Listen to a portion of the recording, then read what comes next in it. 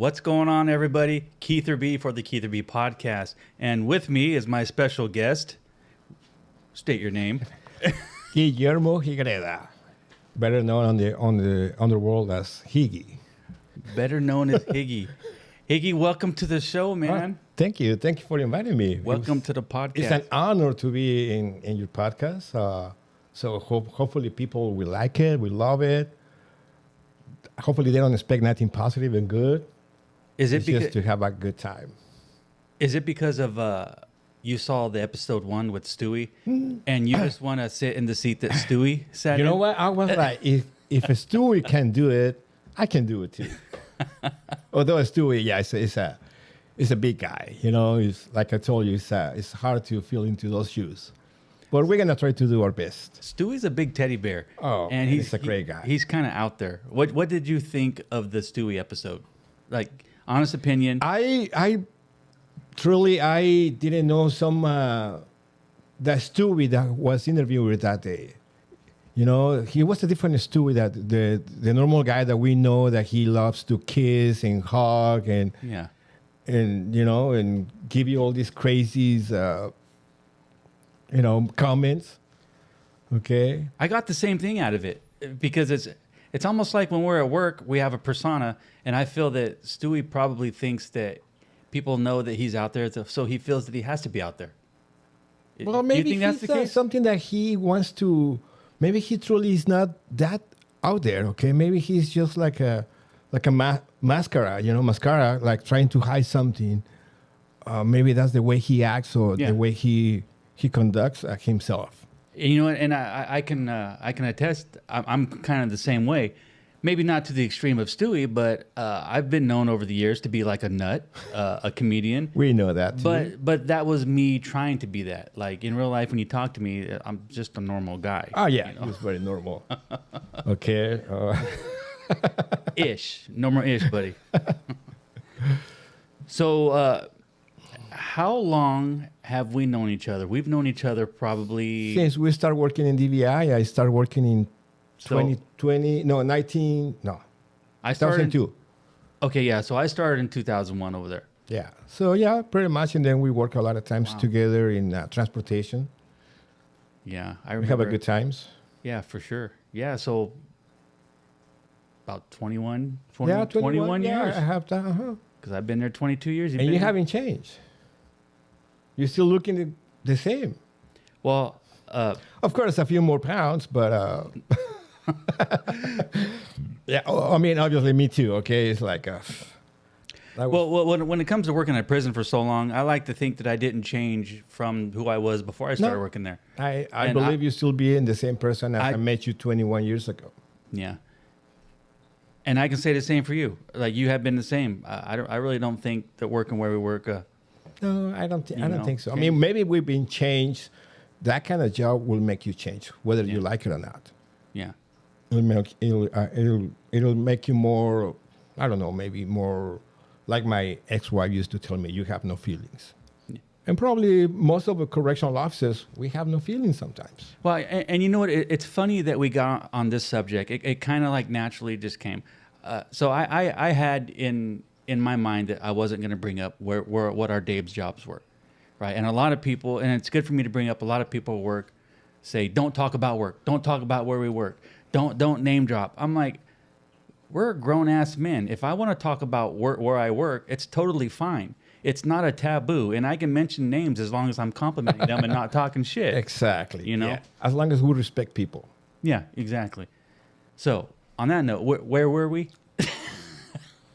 Well, yeah, look, I mean, if you want to change the subject, that's fine. No, not at all. I just wanted to bring that point up that people are warning me, like, dude, oh my God, don't talk about work. You're going to get filed on. I'm like, no. I've been in this profession for 20 years. 22 years. I know how to not get filed on. I think we know what will get us filed on. Well, hopefully nobody gets offended with this podcast, okay? Our intention is not to be respecting people. And if we do, I'm sorry. Okay? Yeah. It's not our intention. I guess this podcast is just to make people feel more comfortable, happy, laugh, have a good time. Okay? Yeah. And so they get to know us a little bit more. Yeah. It's like on the last one, there might have been a couple like maybe scooting up to the edge comments about bringing up certain situations, but it was sliding up to the edge. I wasn't worried one bit. Didn't offend anybody. Didn't have any ill feelings. Well, I kind of cussed out somebody. If you're a correctional officer, you need to have a thick skin. Yeah. Okay? And that's something that I've been developing for 21 years. Yeah. Now people, they talk shit about me. Like, okay, that's good that they talk shit because that means that I'm important to them. Yeah. I'll be worried if they don't talk about me. You know what? I must be pretty darn important because I've been fighting rumors and people talking about me, and I don't. Hey, that's good. As long as people talk about you, And I don't whether talk it's about good a or soul. bad. Hey, And I don't talk about a soul. Never spread rumors. Nothing. But I seem to be the butt of conversations. Well, now I really am over at CHF because of the podcast. It's getting some traction over there. You know, and I'm glad, and I'm glad for it. But anyways, so we brought up being changed. You know how this job changes, and you brought up. You said your ex-wife said that. Yeah. What'd she say? that I had no feelings. Yeah. I have feelings. I'm a human being. Yeah. Okay. But maybe I don't take it too personal sometimes. And I'll take it from where it's coming from. You know, if it's somebody that it really is important to me, of course it's gonna call my attention. But if it's somebody that's like, oh, Yeah. that's okay. Well, you can talk all you want. Yeah, I guess to a degree, maybe we get a little calloused, maybe a little thicker skin without us knowing it. Because I feel that I'm the same person 22 years ago, starting as far as personality and, you know, as far as being a fun-loving guy. But maybe I changed a little bit and I didn't know it. Like maybe Probably we changed. don't realize. We don't that realize we it, yeah. change. Yeah. So. Yeah, so I'll give it that. I'll give it that. I know I don't put up with, well, being older and having this much time, and I probably don't put up with some stuff that I would probably let slide back in the day. So, Yeah. so All right. in that aspect, I did change. So what did you do before the profession? You know that we know each other from? Did you have what were you doing? I did a lot of stuff before becoming a correctional officer. Okay, what were you doing? Well, as everybody profession- knows Right before. I'm from Mexico City. I was born and raised in Mexico City Okay. until the age of 18 years old. Okay. Okay. I'm here because my parents brought me. I didn't want to come. Really? You know, I was already 18. And when you're 18, you already have an idea what you want to do with your life. You already have your friends. You know, so. Okay, on that note, what did you feel you wanted to do at 18? Well, I finished high school, and I was ready to go to university. Okay. In Mexico City? In Mexico City. Okay. Okay. My plan was to become a psychologist. That's what I wanted to be. Okay. But because, let me go back a little bit, back in time.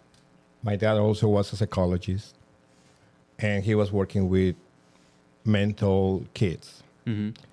And we were like a medium class family, you know, sometimes a little bit high, sometimes a little bit low, but we were medium class. Yeah. I thank God that I never had there was no lack of food or Food, clothing, shelter, Yeah, yeah. I mean, I always had Basics. that. I had vacations and a little bit of money, things like that. But So life was pretty good. life was It was fine. better than most. Yeah, life was good. So my dad one time, one of his kids, he died in his arms. Okay. Oh, sorry to hear that. Yeah. Wow, goodness. This kid came to my dad. He was about like 15, 16 years old. And he was really excited about that he wanted to ask to a girl to go out for a date. Mhm. So he came to my dad and asked him, hey, what do I need to say it, or how can I do it? You know, how can I invite this girl to go out with me?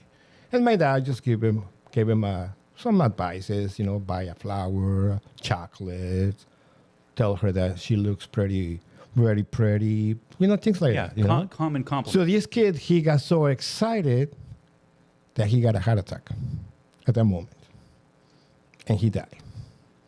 While talking to your Well, father? talking to my dad. So because of that, my dad became it affected him too much. where his workplace said, you can no longer be a psychologist.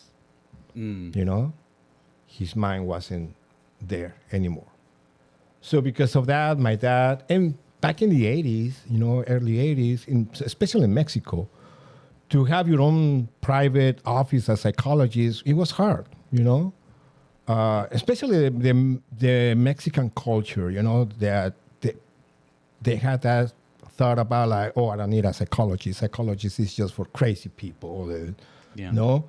So for my dad, it was kind of hard to go back to the same field. So he tried different business. He got a taxi cab. He was driving it.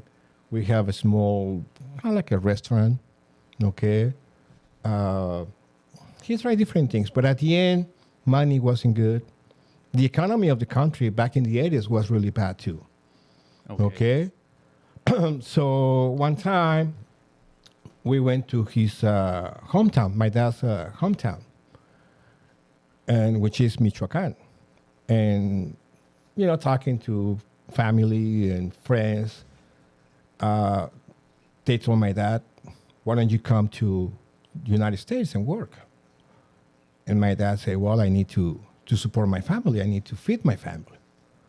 So at that point, from being same thing as psychologist, always in a suit and tie, and okay, well, he came to this country and started working in the fields. So we are four, and my mom, well, my younger brother passed away, but we were four. I'm the second of the oldest, my sister, me, my sister, and my brother. So 2 girls, 1 male, and me. So, wow. So I was 15 when my dad came. So at that age, I was like, wow, I don't have anybody. My mom, she was taking care of my 2 little siblings, my sister, my younger sister, and my brother. My older sister, she was in university and with her boyfriend. And I was like, pfft. So I started fucking around a lot. Yeah. You know, going to school, but I was just going to school. Well, you're still My a kid. grades were like, start drinking and never used drugs, thank God. Okay. But yeah, I was party every weekend and I hate everybody. I was very antisocial. I just have my group of friends. You were just partying like maybe a little bit of a... Yeah. No.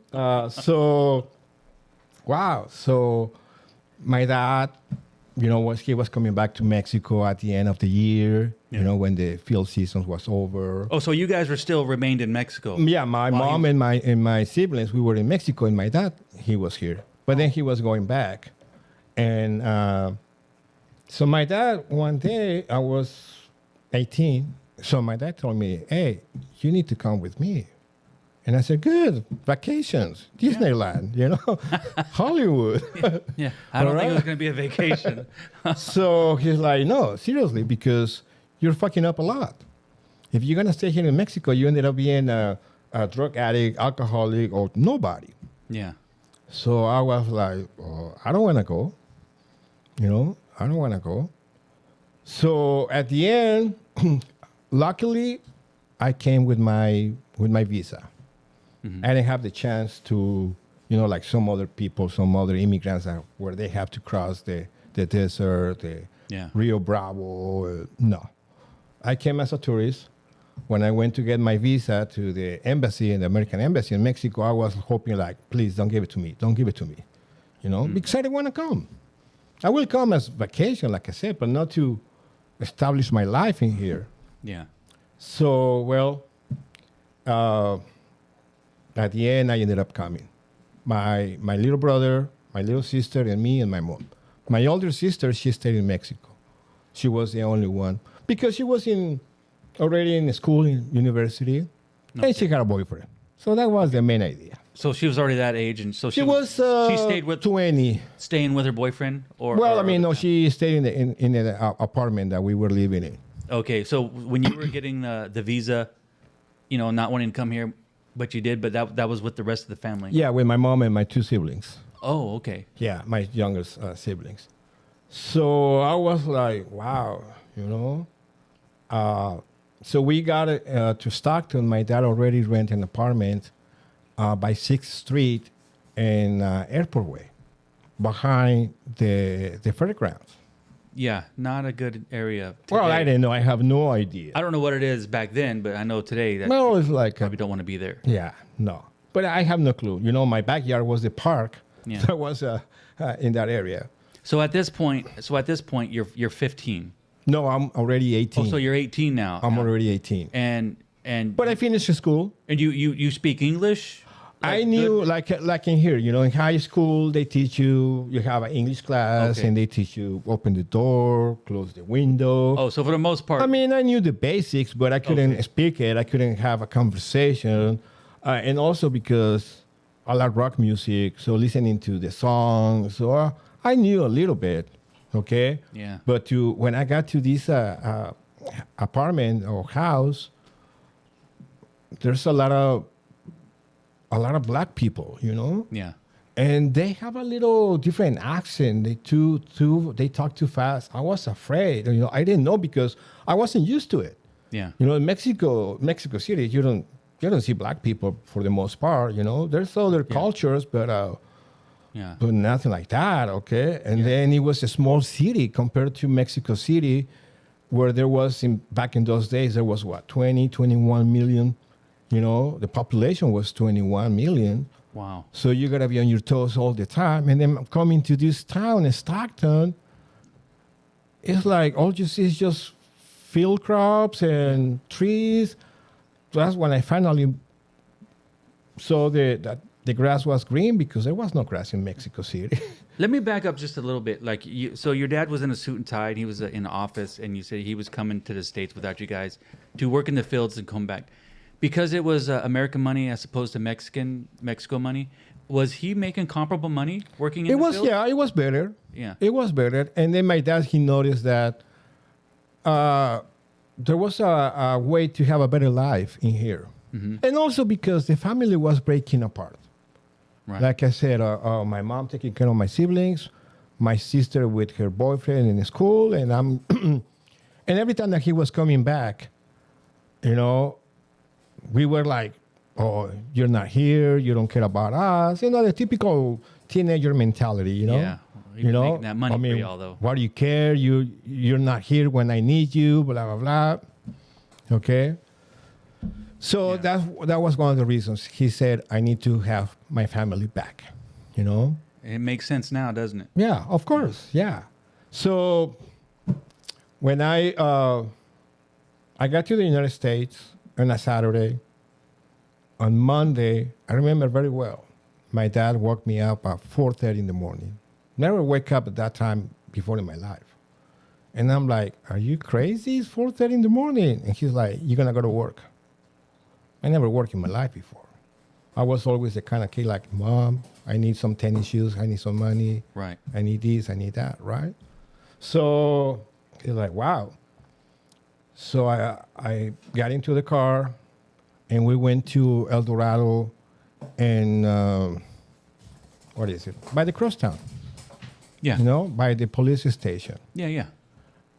And my surprise was a lot of people at 5 o'clock in the morning. A lot. I thought there was like a parade or some type of a party. Like, what's going on in here?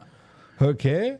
Yeah. So my dad told me, "Hey, you're gonna go with this guy. He's gonna take you to work." I have no clue where I was going.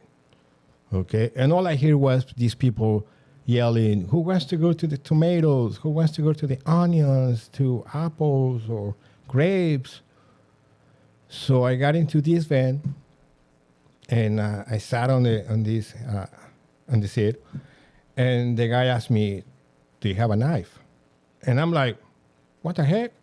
Are we gonna fight? Are we gonna kill somebody? I mean, I don't want to do anything with your issues. You know, your gang issues is not my problem." All right, so he handed me a knife, Yeah. and in shape of a hook. You're about to attack some onions. Pretty much. So, and then this guy, the size of this van is like the vans that we have in CDCR. You know, the same size. And normally what? You fit what? 9 people, 10, 12 the most? Yeah, some of those You know, vans. like 3 seats, right? 3 rows of seats. Yeah. So it's like 9, 12 people. Some of you those know? vans have 4. Well, this motherfucker, he put like 18 people inside the van, Oh, right? well, Some of these guys were smelling like beers. They smell like sweat. I'm 18 years old. I'm a kid. And I'm just right here just in this little seat, you know, watching everybody. Some of these guys were singing and sleeping and snoring, you know, fighting, arguing. And I'm like, wow. so you're basically just going with the flow right now. I was As an like, what 18-year-old, am I doing? new here? to the workforce. Yeah. So, I don't know. To me, it was like a 2 hours drive. Maybe it was just 15 minutes. Yeah. And when we got to this place, I get off from the van and all I can see was just vines, grapes. And everybody just start running and grabbing a bucket and start working, you know, picking up the grapes. And I have my knife and I have my bucket and I was like, what am I doing here? Just a week ago, I was with my friends, drinking, partying with a girlfriend and having a good time. And is your dad with this group? No. Oh, No, he just let me know because by that time my dad already worked for a different company now. Now he doesn't work anymore in the fields. Now he's working for this wood company. Can we say names, brands? yeah, yeah. Hardwood, packing wood for chimneys. Okay. It's in by French Camp. Maybe you see in the stores these boxes of wood. And the name is Hardwood. And he was kind of like a supervisor by that time. You say it's called hotwood? Hardwood, Okay. yeah, the wood for the chimneys, when it's called. Okay. Anyway, so by that time, he's already kind of, he has a higher position now. He's like a supervisor, okay? So back to the field, I'm like, what am I doing here? So I start, nobody explained me. Nobody told me how to do the work. Because over there, that time was like, you get paid for whatever you make. Isn't it So- by the bucket? Yeah, exactly. That's why people were running, right? Yeah. Mhm. So every time that you go and dump a bucket into this trailer, they give you a ticket. Kind of like a raffle ticket. And that's how you keep track. And I was like, I don't know, 25 cents probably. I can't even remember. It was Yeah, yeah. a long time ago. So, yeah. So nobody cares that I had to teach me how to do the work. So I was kind of like putting one grapes One little bundle. bundle of grapes, and the other guys were like pss, pss, pss, pss, pss, and running and again, and while they were filling up, I don't know, one bucket, it will take me like forever to do one. Right. And then I lost the knife. I was picking up the bundles with my hands. The trailer or the big truck passing by, and then dust everywhere. So I was just, full of dust all over me. Finally, I found the knife at the end of the day. Okay, so that was my first time. So at the end of that day, with your first time in the field, not knowing how to really cut the grapes and fill the buckets fast, how many buckets, like, what was it like? Well, let me did they tell you make- this. Did they make fun of you? Well, first of all, they didn't accept me. Okay. That's the bad thing too, because one, the way I talk. I mean, Mexicans, like every region, they have their own way of talking. Sure, sure. A little bit different. The way I dress too. I'm coming from the city. Most of the farmers, they coming from estates. They're farmers. Okay. Right. I don't know. I wasn't well accepted, and that was sad too. Okay. So at the end of that day, we have to make a line, and we get paid. And I hear on the people talking, "Oh, it was a great day. I made $60, $80." Yeah. And I was just with my ticket right here on my hand, and like, shit, I don't know how much it is. Yeah. So when I got paid, they told me $20. And I was like, wow, $20, that's great. You know? Yeah, but compared to what it should have been, right? Compared to the other guys, I mean, Yeah. mine was nothing, you know? Wow. So, but then from those $20, the guy tells me, well, you got to pay for lunch. And I'm like, what? And he's like, yeah, you see those two containers?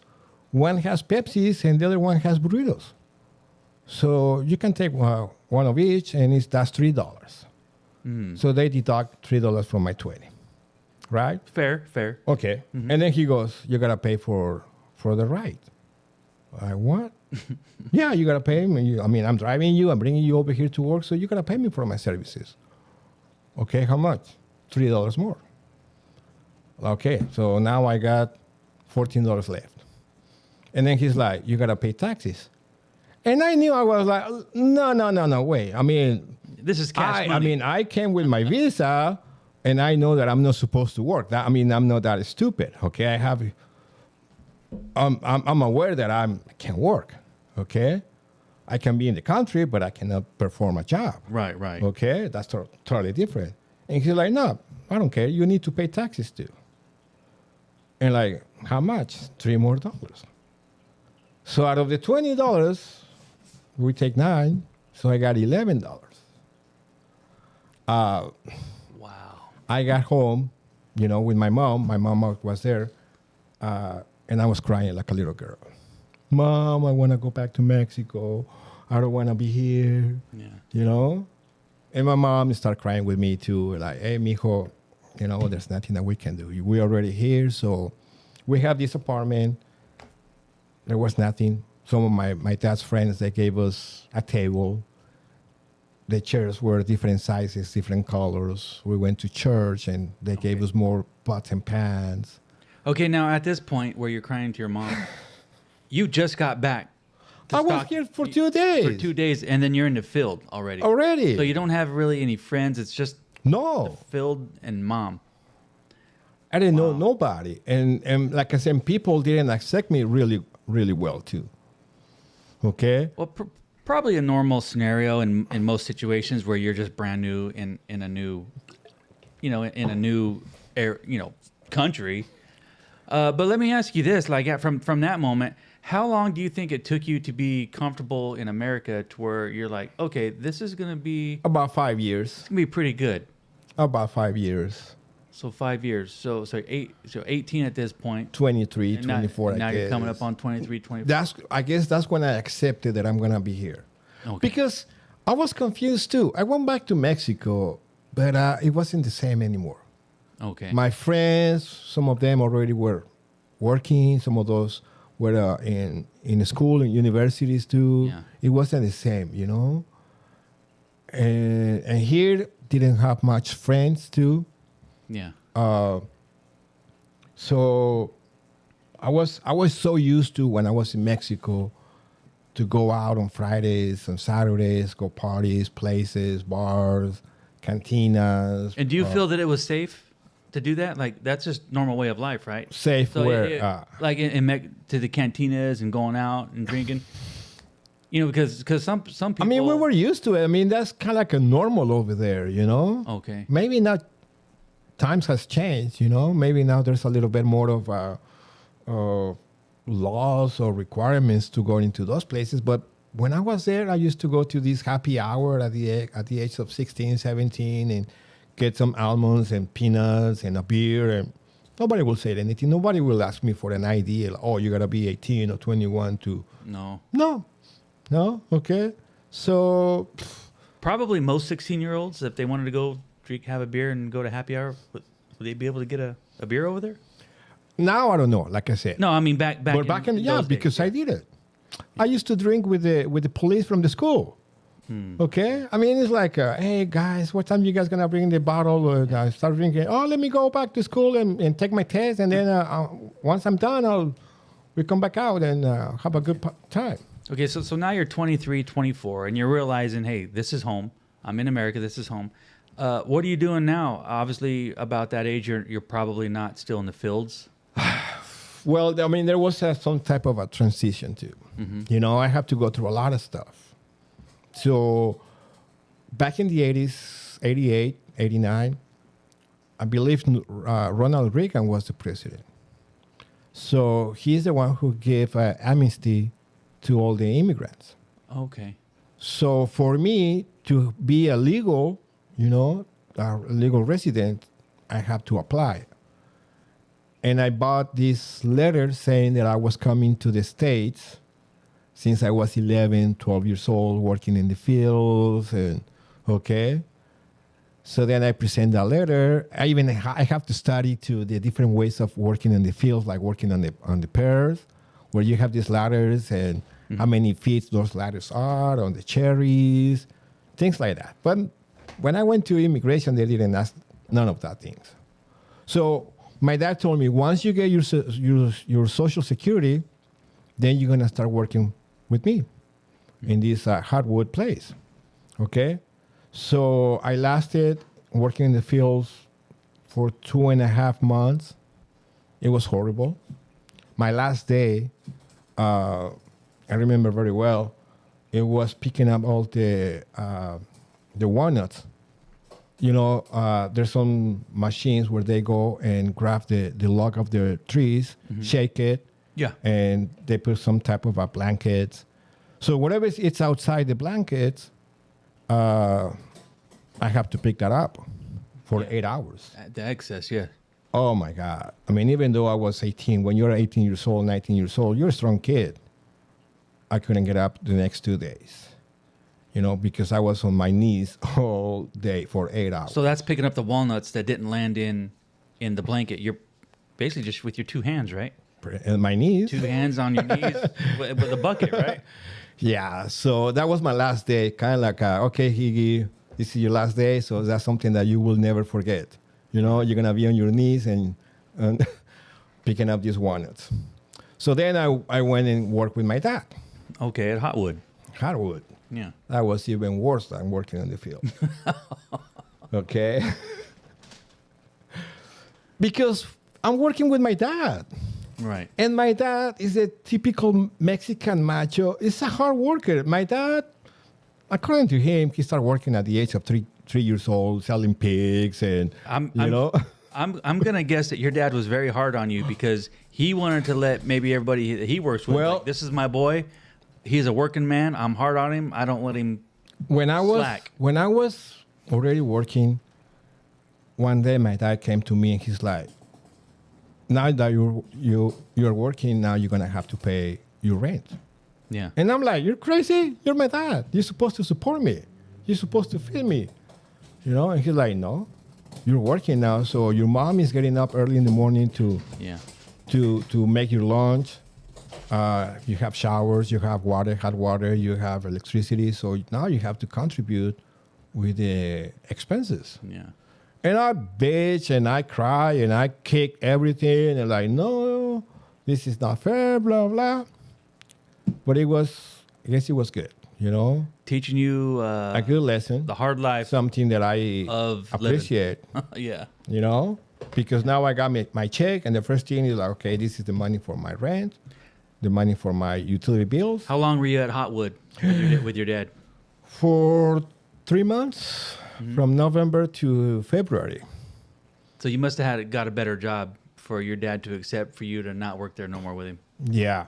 Well, because the season ended, it's just for the winter. Oh. The hardwood is just for the winter. Makes sense. So, but my dad had a full year, but I was just there temporarily. Right. So that's when I went back to Mexico. I didn't feel the same. I didn't know if I want to stay or not. I want to go back to school. Yeah. Okay. But at this point in your life, nowhere in your head is, I want to work in law enforcement. I want to be a cop. Oh, no. Yeah. No, at all. Yeah. No, my idea was to be a counselor, a psychologist. Right. I always liked this paranormal stuff. So I wanna be like studying in reincarnation and what's afterlife. I mean, things like that. I like that kind of stuff. We could get into a whole nother podcast about that. Oh, yeah, we can talk about it. I go down those rabbit holes all the time. So me, without speaking the language, I just knew the basic stuff. Right. But somebody will come to me and ask me something. I was like, huh? So I said, I need to go back to school. And because I was already 18 years old, I couldn't go to high school. Right. So somebody told me, you either go to Delta College or the school for adults. You know? Right. So I said, okay, first of all, I need to School learn. for Adults alumni. When I was 26, I don't know what year it was. I got my GED. Stockton School for Adults. Well, to go to corrections. so I just started taking classes. Okay, I was working. I think I found a job building sofas and couches. Okay. A furniture manufacturer. Furniture, yeah. Mm-hmm. And then in the afternoon, I was going to school. My dad gave me this Ford Pinto, 1978. Oh, right. Okay. You're rolling. Yeah. So I went to Delta College, signed up for ESL classes and a GED. Okay. The GED was easy for me because I just finished school, Right, less than a year. So right. Math, history, pretty much it was the same. Yeah. I think anybody who didn't graduate high school, if you want to go get your GED, do it. It's probably easier than what you think because I got my GED when I was 26 and I was nervous as hell. And it was each subject, a different subject per week until you passed all tests. Yeah. I took each test on each Friday, passed every test. I got the results on Monday, passed every test. For the language part, I wrote an essay. That was my first essay I ever wrote. And I'm not, ashamed to tell people I dropped out of the 9th grade. I'm a 9th grade dropout. Okay, that's okay. Not only did I not finish high school, I barely even fucking went. Yeah. But, a lot of people who know me know, they couldn't tell because, I'm a victim of elements, not really a bad person, back then. But anyways, enough about me. Back to the guest. No, so yeah, I was taking these classes and same thing. I was working and half of the co-workers were either Asians or Hispanics. Okay. So I was hanging out with the Hispanics people. And then at home, speaking Spanish. Going to school to learn English, hanging out with Hispanics. So I'm like, this is a waste of time. I need to stop talking in Spanish if I want to learn the language. For sure. So what I did, I started hanging out with a Korean girl and a French guy. So the three of us didn't speak the same language, so we were obligated to speak English. And sometimes we couldn't even understand each other, and we have to do these signs and okay. So little by little, okay. Right. So then that's when I start. I finish ESL classes. I have my GED. I just found out what ESL was. It's called English. A second language. English as second language. ESL. Yes. Okay, yeah. Yes. Okay. So once I finish the ESL, it's like, okay, now what? Now I'm supposed to take some regular classes. Yeah. Because I want to study. I want to do something. Okay. So you want to turn your life into something. Yeah. Yeah, exactly. Okay, because I knew working in the fields. I mean, my respects for those people. I'll take my hat off for those people who works on the fields. Thanks to those people, we have food on our tables. Right. Okay, and I know what it's like a real physical job. Right. I too take my hat off to people working in the fields because I know my mom as a young girl, she was out working in the fields with her brothers and sisters. Yeah. Yeah. So if my mama can do it, Yeah. she's doing what she had to do. So I mean, now that I think respect to her and everybody who does it. Thank you for giving me that opportunity to know that part of work, Right. Because now I value more the things that I have, Yeah. And that's what I tell my kids too. Okay. Yeah. So I mean, there's no shame in working on the fields. I mean, of course. not at all. But some of these kids who work in Target, Walmart, it's air conditioned. Yeah. Right. Yeah. There's no AC out in the fields. No, I mean, Yeah. working at 5 o'clock in the morning, and working on those temperatures, hot temperatures, is like, wow. Yeah. Or cold too, okay? Or wet. Yeah. I mean, yeah, no. So to me, it was like, I want to do something with my life. You know, Right. I want to, and thanks God, even though I was living with my family, with my parents, Right. but I was working. At the age of 20, I bought my first brand new car, okay? A Ford Escort. Oh my God. Wow. Okay. Wait. At the age of 20. Hatchback, right? Those are No. It was Ford like, Escort. Yeah. Are those hatchbacks? no.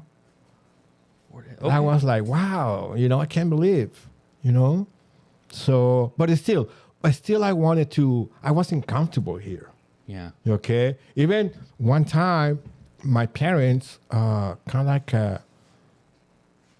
lied to me. No, not lie, but they told me, you got to take your sister to this interview to become a model. Okay. Oh, wow. At the Hilton, right here on Marsh Lane and I-5, Hilton. Yeah, there's a hotel right there. Right? There's a couple of them right there. Yeah. So I took my sister there and I stayed in the car. So my sister comes and she's like, hey, they want to talk to you. The people from this modeling school, Barbizon, that was the name of the school. And like, why? And she's like, I don't know. So I said, okay. So I'll go. And when I open the door, oh my God. It's just like entering heaven. I saw this beautiful angel, just like a light on her back and blonde hair, blue eyes, thin lips. This was the Barbizon modeling agency, Barbizon, right? yeah. Yeah, okay. Oh my gosh. And then she was like, hey, how you doing? I was 19, 20. Right. I wasn't even listening to what she was saying, okay? I was like, oh, whatever you said, I'll do it right now. I'll be your slave, Okay. And then she convinced me to go to this school, okay? Wait, Barbizon school. She convinced you, I guess. the brother, to go to a modeling school? Whoa. If you're about to tell me that you did modeling. A little bit. Woo, baby. Hey, we're going to love this on the line. As you see, I didn't learn anything because the way I dress is like, look at me, right? Okay. But of course, I never saw the girl again. Okay. I just went after like, oh yeah, if I'm going to see you every week, I'll be there. Well, I didn't speak the language. she probably was looking for signups. She was looking for commission, man. Of course. Okay. As long as, because I told him from the beginning, from the get-go, hey, I don't speak English. Oh, don't worry about it. That's fine. Okay. Right. So yeah, they're supposed to do a portfolio and pictures, and they will send them to these different agencies, and so you can be famous. Like, wow, I'm gonna be another Mark Wahlberg, the Mexican version of Mark Wahlberg. El Marco. Wahlbergo. No. Okay, so it was expensive. It was like $200, I believe. Yeah. Driving every week, every Saturday to San Francisco, downtown San Francisco. And it was just for teenagers, young people. Yeah. And I was one of the oldest ones, I guess. And it was fun. Beautiful girls. Oh, my God. And you're probably in pretty good shape. I was okay, you're yeah. young, 18. You were out in the fields. I was pretty decent, I guess. I don't think I've been like this all my life. There was a point in my life that I was a good-looking kid or guy. Right. Okay, it's not like right now, but it was fun. The thing that I love to do in those classes, it was the catwalk. Yeah. Walking and taking your coat off and walking with two girls. Sexy for my hat. Too Something like for that. my Yeah. shirt. Yeah. They will take us to this store, Emporium. I don't know if you ever heard of it. I've heard of the Emporium. This kind of like Diddy's, but in kind of like a expensive store, okay? Yeah, because there was a guy at the entrance playing the piano and like, oh my God, I'm going to get some type of allergies if I step into this store. Okay, it's too much for me.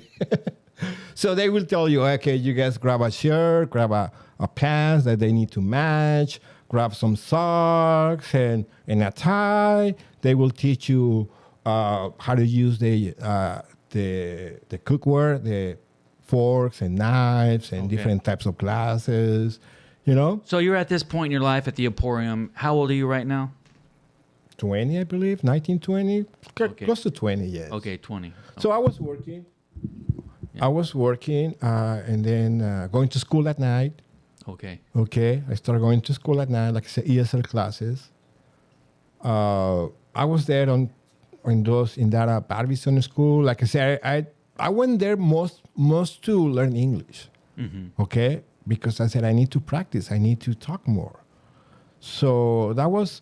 They will tell you, okay, grab a product, a box, and make a commercial. I was like, you know, I grabbed this box of cookies, and I was like, cookies, good. You know, like, okay, that was my commercial. Okay, yummy. They want to see how your brain works. Okay. Yeah. So it was fun. It was fun. It was really good until my car broke down and in the middle of the hills and up in Tracy. So at this point in your life, no girlfriend? You're still just... I had a girlfriend when I got here, but it was just because of the winter. It was cold. You're saying... It was my sister's she met a girl, my sister, one of her classmates in high school. So it was for the winter, so she was a big girl? Well, I didn't have a car. Oh. Okay. It was winter, A rainy. relationship of convenience. I mean, it was just like to have something, you know. But it was like, Right. I don't have a car. She's living like, I don't know, 2 or 3 miles away. Different ideas. One time she invited me to this place here in Stockton. It's called La Jamaica. Every Sunday they will have a band playing. But it was more like I don't know if you ever heard the term norteño music or band music, you know? I haven't heard that term, no. But it was more like a cowboy music, okay? Okay. So I'm the way I was, you know, my jeans, my Adidas or Reebok shoes. Where was this at? La Jamaica is by Lincoln Street and over there by South. Okay. South side of Stockton. Okay. You know, maybe some people will recognize that place. I'm sure they will. Yeah. But it's pretty much people with boots and cowboy hats and belt buckles and dancing. Yeah, and I was like more like a rock, you know. I never danced in my life, although I have to learn how to dance because the key to meet a girl is by dancing. If you know how to dance, if you know how to move, oh, you get a lot of girls. Would you say that you know how to move on the dance floor? Would you say if you was to go out, say next week, a bunch of people from where we work are there, would you be able to impress people with your moves? Yes, I'm pretty sure. Wow. Yes. I'm a good dancer. I want to be there because I'm pretty sure I'll try to top you. I think I could probably impress some people too. I even do some Chippendale stuff too in college too. But I mean, not all the way. It's just for friends. And I'll make all these girls sweat and... Okay, hold up. Okay, that was just for fun, okay? It was just part of the party, part of the birthday party. Okay, so you... So one of your friends, you did some Chippendale stuff. So you like put the collar on? No shirt. You got the glittery thong on? No. I was going just like with a shirt and sometimes a vest, jeans. Oh, but nothing. Dang it, man! I thought I was gonna get some dirt right now, man. So I mean, if you got $20, I can give you a lap dance. Well, let me go ahead and put it on the double. Let me get my $20 out. No, it was just for fun. Yeah. But yeah, I learned how to dance. So Stewie'd want to be here for this. if you wanna meet girls, you need to learn how to dance. Yeah, for sure. Okay, and I'm good. Yeah, That's right one of the few things that I consider myself good at it. Okay, so right now you're about 20, 21, and you're in this. Where did you go from here? Come on, let's fast forward a little bit. After the modeling? Because you know Okay. where It's a lot. You know where I'm working up to. You know, It's a lot. Like I said, it's a lot to tell you. After the modeling, I made a movie. Wow. I was in Hollywood.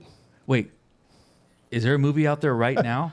It's called Metro with Eddie Murphy. Metro. Do tell. Okay. After the modeling, somebody invited me to do acting in Sacramento. So I went to this school, acting school. So I was there my first time, my first day. And the lady who was, I guess, the owner, I don't know. She's like, hey, I just got a phone call from a production company that they're going to make a movie with Eddie Murphy. So they're looking for extras. So who wants to go?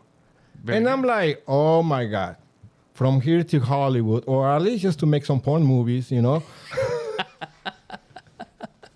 They're like, hell yeah, I'll go. Right. I'll go. So they told me, okay, good. Tomorrow, that was a Saturday. So they told me, tomorrow, Sunday, you're going to be there at the Pier 14 or 17. There's going to be a bus waiting for you guys, and they will take you from there. So I did that for about like a month. I got paid $7.50 an hour. Wow. Okay. Boring as hell. Yeah. You're just in the background. Oh my God. So Yeah, I've done extra work. I know. yeah. I met this, we met Eddie Murphy, some of the staff, some of the actors too. One day, because there was two, like a chow holes, you know. We were in this hotel for breaks. So in one room, there was all the big stars and producers, directors. Right. And then the other room, it was just like people like us, you know. Like Right. Not nobodies. So one of the producers came to this room, and he's like, started looking at everybody, and then he looked at me, and he's like, "Hey, you, come here." And I'm like, "You're talking to me?" And he's like, "Yeah, come here." So he's like, "I need a SWAT cop for the scene that we need to do." So he took me to this trailer, okay. And I was kind of like scared about it, like, this wow, motherfucker's gonna rape me or something. Or you're about to do some Hollywood stuff right now, dude. He gave me everything, the whole uniform, the helmet, the goggles, the jacket. Did he say how bad do you want this part? No, and then when he gave me the boots, they didn't fit me, and I'm like, you gotta be kidding! You gotta give me another pair of boots, right? He's like, oh, I can't believe it. We don't have no more pairs of boots. Those were like a size 8. I'm size 11, okay? Not even my toes. My toes were all like, I was like, I got to do this scene. I mean, I don't care if I have to walk on my toes or my tippy toes. For sure. I mean, you're a cop, so you're supposed to be not hurt. And he's like, oh, I'm sorry, man. Yeah, I can't take you to the scene like that, you know? Like, no, please. So going from an extra to a part like that would have been probably more money. Well, nobody, especially, maybe, I don't know. I never thought about the money. If it was a speaking role, if you said words, you get paid more than being an extra. Yeah, but, well, I mean, it was a good experience. But I noticed that fame wasn't for me. The lights and, yeah, you know, all the well, famous. being an extra is really not, that's not really acting. Nah. You know, I was just walking. I'm walking on the streets of San Francisco, looking at this, the buildings, things like that. Yeah. Very basic. Yeah, I like being in San Francisco. Mm-hmm. It's just intriguing with all the structures. Yeah, you know. So, yeah, I was there. So, back to the school, I did a lot of stuff. I quit that place, the furniture place, the building couches. Okay, I did some training as removing asbestos. Oh, yeah, it was a good pay job, but it wasn't too often. I had to drive all the way to Concord, and from Concord they will tell me go to San Francisco, San Jose. Sometimes they send me to Redding just in one day. It wasn't working for me, you know. But let me ask you this, and I hope you're ready for this. Okay, so let me ask you this. So, is this the first time you've been on like a podcast type, like a setup like what I have? Yes, it is. You know, it feels like my first time when I lost my virginity. I didn't know what to expect or what was the outcome. So let me know in 9 months how that goes, okay? Because I'm lost in here, okay? But it's always good to try something new. To learn is a good. Are you? We're like the story. I was thoroughly into your story. Like, are you enjoying yourself? Is this kind of fun? This is kind of fun, right? Now, of course, when I was living those times, it's No, I mean it's fun on a podcast. I'm not talking about bad times. No, yeah, of course, yeah. It's been fun so far. Yeah. Yeah, I like it. Yeah, man. Let me tell you, you are a natural. You need your own podcast, man, because you are a natural. You're not shy. You talk very well, my friend. Well, I don't know about my English. You have Sometimes I dream in English, and I have to put the subtitles in Spanish so I can understand myself. I mean, you're a very good speaker. I mean, you do have as someone who's spoke English all my life, you do have a strong accent. But you know what? Kind of cool. I mean, I call it my French accent. It makes you Higgy. It's my French accent, right? So let me ask you this. Okay, let's kind of fast forward a little bit. You probably worked a few more jobs after the whole modeling gig in your Barbizon days. At what point after that did you but what led you to become a law enforcement? Did somebody come along and say, hey, do you let's be officers, let's be cops, street cops? What led you to the point of working the profession that you are now? I never thought about being a peace officer. Yeah. Never. I always thought that I'm a lover, not a fighter. Right. Okay. I never shot in my life. I never had a gun. The only guns that I have How was... can you not be a lover, not a fighter with that accent, brother? No, but like I said, I continued going to school for so many years. It took me probably 4 or 5 years to finish my AA degree. Right. In psychology. Oh, very nice. And after that, I finished my transfer unit and I went to Sac State. Can I interrupt for one moment? Sure. So you have an AA in psychology. So to me, that means you're basically a licensed psychologist. So you're a quick analyst of me. What do you feel? You're messed up. My psyche is. You have no remedy. You need more counseling, more advanced counseling, and. Okay, well, maybe that's what this podcast is. I'm looking to have people over. Maybe that's your therapy. I'm looking to have people over to. Maybe that's the way you express yourself and release all the stress and your anger against life and social. Okay, okay, stop it. I don't have anger against life. Okay. But anyways, okay. Back to the question at hand. So what makes me okay? So I finished. Like I said, I finished the school. Psychology. Yeah. I was working at this time. I was working in this factory building mattresses. Okay, starting at 4:30 in the morning, getting off at 1 o'clock. Really physical job too, lifting king size mattresses, queen size pillow tops. Physical job. Okay. Wow. So I was there for 10 years. But then I was going to school too because that was the plan. That was for me to have some type of education too. All right, I never stopped going to school. From the minute I started going, I was always taking winter, of spring, fall, and summer classes.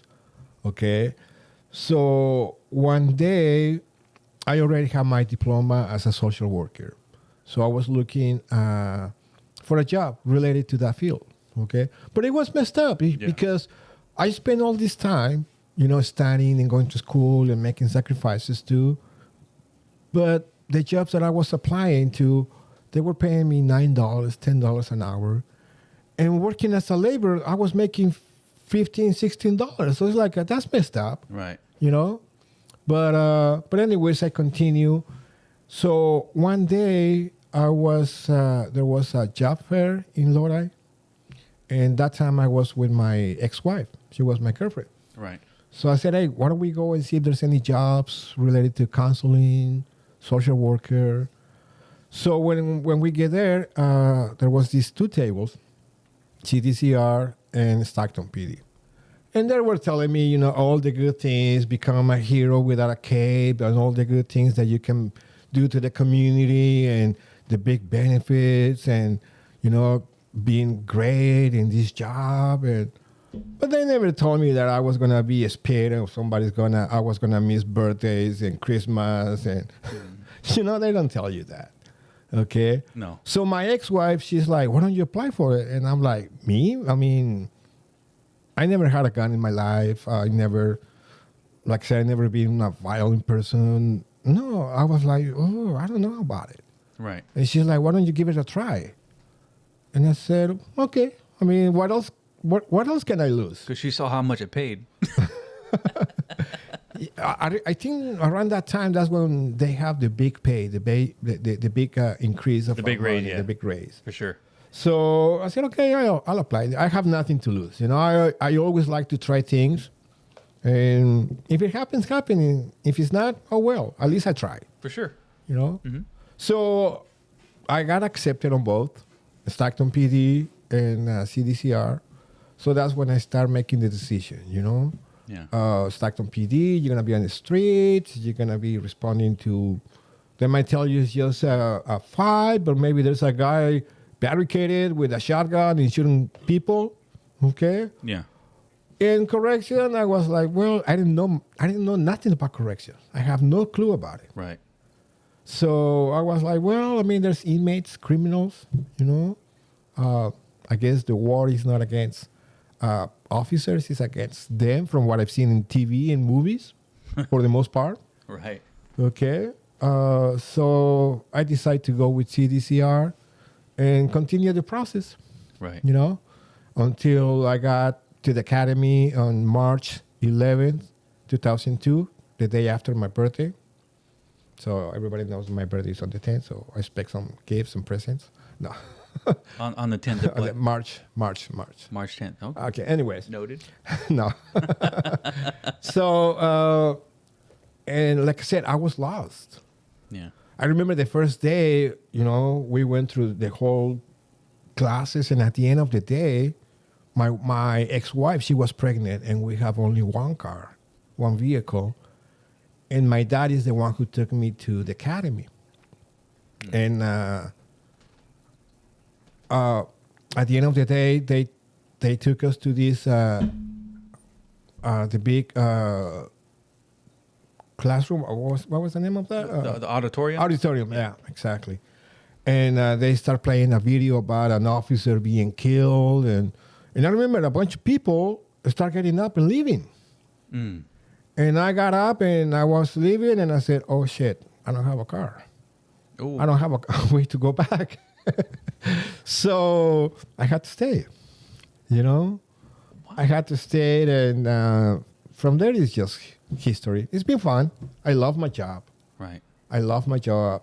I enjoy working with people like you, I met a lot of people, really nice people. Yeah. Make me change a lot. Okay. So that's something that I enjoy. Well, you know what? Let me ask you this. Since we're on the subject of work, and a lot of people we work with are really nervous right now that I'm talking about work, and I don't know why, you guys. We are allowed to talk about where we work. I'm not nervous about it, so quit being nervous about it. What was your scariest moment? Like, was there a moment over the years? You know what? Let's not even talk about where we work now. Let's talk about Tracy. What was your scariest moment in Tracy, as far as in the line of duty? When we have the big riot in the zoo, right. I wasn't there that night, but the next morning when I got to that place, it was a chaos. I remember going to the zoo, and we were searching that place, and we have to take a break every 10, 15 minutes because right.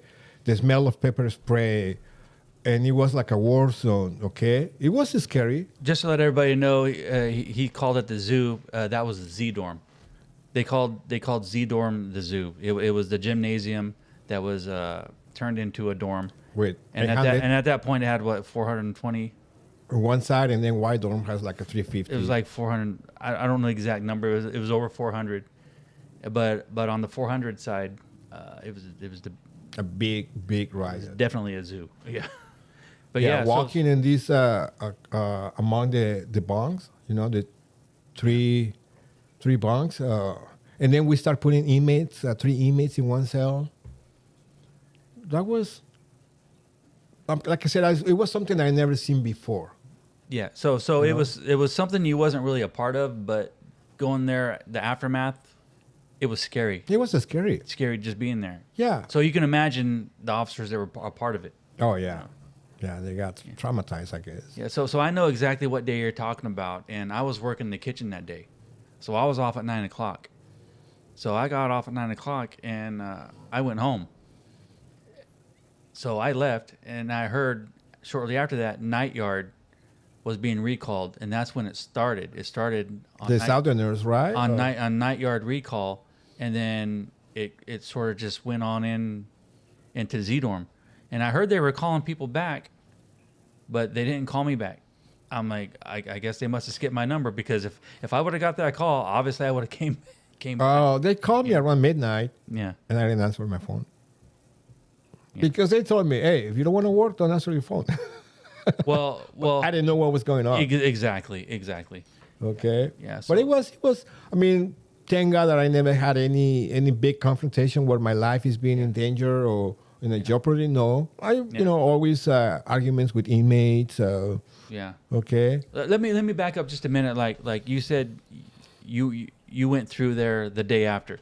Well, the very next day after that, they had me working up in the gun. I was in the catwalk. Okay. Over Z. I think I was Z gun. And just looking down, it looked like a war zone. cyclone. Yeah. There was TVs everywhere, bunks were tipped over. Racks broken. The clothes racks were broken. They used those yeah. for weapons. Yeah. It was just madness. Yeah. You And know? like I said, I remember that we were searching in every 10, 15 minutes because they deploy so much pepper spray. You couldn't be there for too long. Yeah. We have to go to the yard and breathe and Well, get better. I can see why you say that's scary, even just seeing the aftermath, because it's a reminder of what could happen. Yeah, And I mean, I seen a lot of things in this job. I seen that I seen things that I never thought about. I will see myself. I seen people being stabbed at the same time. That's what I see about from this job. There's a big difference between peace officers on the streets and our job. To me, the peace officers, they respond after the event, after the incidents happens. Yeah, they see dead bodies, they see, Right. but they never see it when it's happening. For us, we get to see it. How many times we've been working on the yard, and we've seen people being stabbed at the same time? They do it right in front of us because Okay. they want us to stop it. I've seen people having sex, too, or people being hangers, and their feet is still just tangling and still moving. Yeah. That's scary. Yeah. That's something that we take home sometimes, and we don't realize that it affects us sometimes. Yeah. So that's why you have to have a podcast so you can release all that. Right. Yeah. No, that's what I tell Okay. the new people. Find something to do. Find a hobby. Be part of their religion. Participate in your church. Find some sports activities. Something. Not everything is about work. Yeah. Our job is really, really. I mean, we are number ones in suicidals. We're number ones across the nation.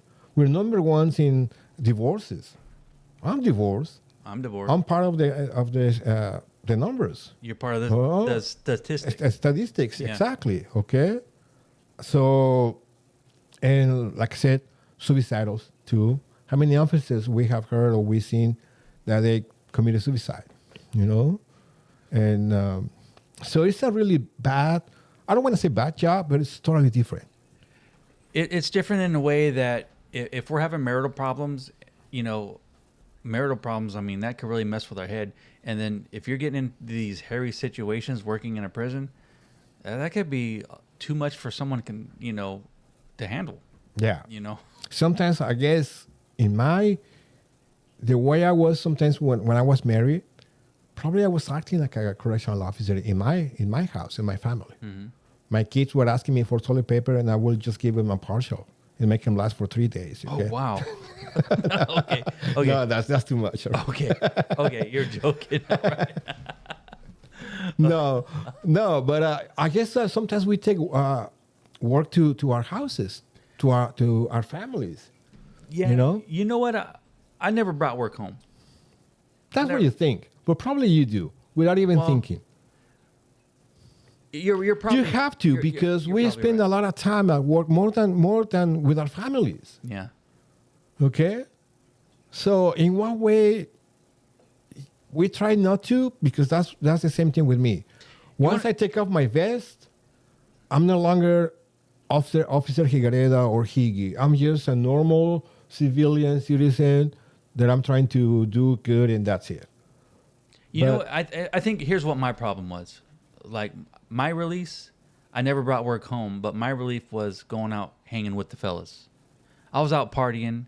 I was with the clique. I was with the work clique. When I should have had my ass at home. You know, I can admit it. You know, I regret it now. You know, it was the wrong choice. But I was out hanging with the fellas, the cool people, out drinking, out partying, when I had a family at home. yeah, well, You know, so I think maybe because I worked with them all day long, maybe I subconsciously was putting them first, when really, you know, it was the bad thing to do. no, in my case, I don't know. it was the opposite. I don't know. You know, I need a psychologist to analyze me. Probably you do. What do you got? I got some people from EOP, ER. There's some psychologists there. Yeah, but my advice to these young guys who are married, who are part of the, you know, the clique at work, and you know everybody wants you to go out and party with them. Just remember your families do come first. Your wife and kids at home, always put them before going out drinking with the fellas. You know what? You're looking at a guy who put those guys first, and you know here I am, ex-wife's remarried, and you know broken home. Yeah. So, you know, obviously when we marry, we want to try and make it work. You know, there's more to my story than that, but still, in a nutshell, you know, I made poor decisions. Back to you. All right. Get the camera off me. Real quick. So, well, that's how I see it. No. Now the department has changed a lot too. Yeah. A lot. You know, it's going to a way totally different direction. Nothing like when we started 21 years ago. Well, I worked at Sallyport, and I see some of these. I don't want. I don't even want to get close to like being inappropriate about speaking about inmates, but all I'm gonna say is that you know, I see a lot of what the state's paying for as far as appointments, and the state pays for a lot of electrolysis hair removal appointments. Yeah. Yeah. You know, Yeah, and that's just a precursor for actually paying for, you know, lifestyle. I'm trying to be appropriate here for work. No, yeah. Because for you might lifestyle changes. You know? might offend some people. You know, You know, now you gotta be very, very careful in what you're saying. Yeah. Is that, Yeah. you know, when I told my daughter about I was coming to this podcast Yeah. to do it with you, she's like, "Dad, please don't say nothing bad, okay? Nothing racist." Like, what are you talking about? No. She knows me, you know. No. If anything, the host is going to say something racist, and he's going to get in trouble No. because that's what he does all the time. No. Well, but Everybody knows I'm not like that. yeah, no.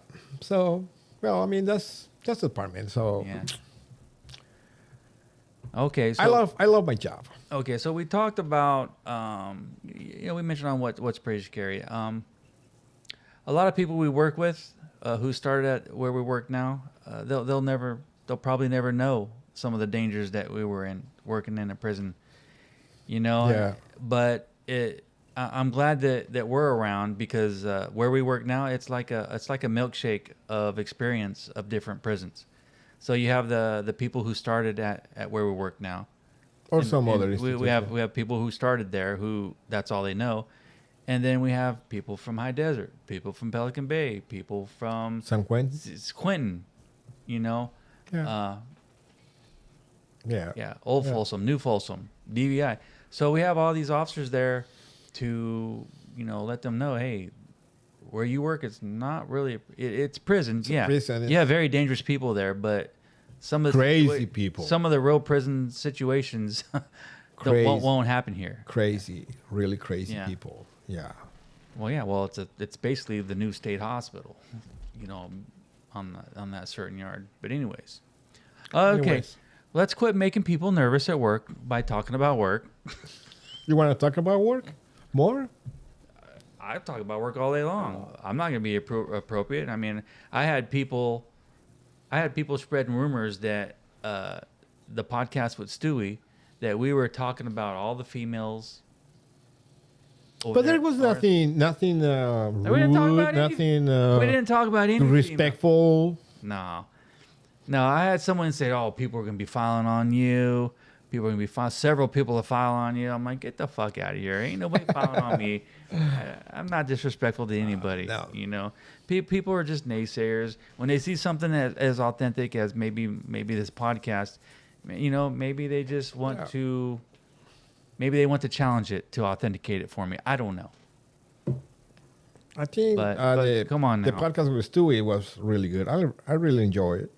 I enjoyed Stewie because I felt that I got to know Stewie better than I ever knew him. Yeah, exactly. You know, and we're going to have him on again. I would love to have him on again. I mean, now people knows more about me now. You know, it's not just the Higgy that works as a correctional officer in EOPR and yeah. now they know about me a little bit more, and that's good. And if something helps them with my stories, my experience, hey, that's good.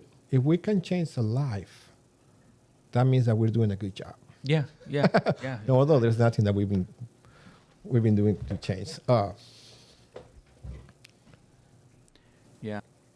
Yeah, we're just a couple of regular guys that ended up in corrections. We're not big authoritarians. We don't want to boss people around. We're not that type. We just wanted a good career, right? We just want to support our families. We weren't into this. Yeah, we just want to pay our child support and alimony. Okay, so like I said, enough about all that. Let's move on. Let's go back to Move on. Are your parents still alive, both of them? Or? Yes. Wow. Thankfully, they're old. My dad is 85. Mom and dad still together? Yes. Traditional, Yeah. solid, you know? Yeah. But both of them are sick right now. My dad has cancer in his head. Okay. He had 2 surgeries last year, and they opened up his scalp and tried to scrape the cancer, but he's still there. Okay. My mom is sick too. But they active. My mom has cirrhosis and diabetes. Okay. She just was released from a rehab place last 3 days ago. So they're not letting keep them down. They're still living. They're still living together. Yeah, fighting the fight. Yeah. Oh yeah. My dad is 85. He will be 86 in October, and he's as strong as an oak. Oh my God, my dad has so much energy. Sometimes it seems that I'm the old guy. I'm the old guy. He has so much energy. He loves going to the casinos for 6, 8, 10 hours. Sometimes he's like, "Hey, let's go to the casino." I said, "Yeah, we can go. I can go with you, but I'll take my car because I don't want to be there for 7 hours, 10 hours." No. But yeah. Okay. My sister is, my younger sister is here.